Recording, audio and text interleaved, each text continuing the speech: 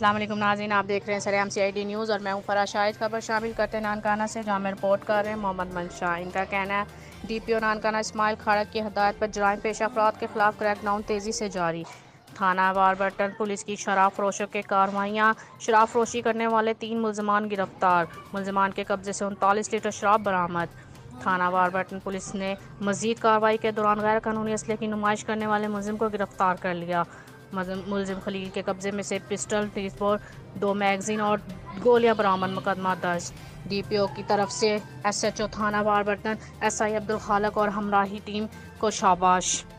ضلع بھر سے شراب فروشوں کا خاتمہ 100% یقینی بنایا جائے گا۔ جرائم پیشہ افراد معاشرتی ناصور ہیں، ان کا قلعہ کما کرنا ضلع پولیس کا اولین فرض ہے۔ ضلع پولیس کی طرف سے جرائم پیشہ افراد کے خلاف کریک ڈاؤن بلا امتیاز جاری رہے گا۔ مزید جاننے کے لیے دیکھتے رہیے صاحب CID نیوز۔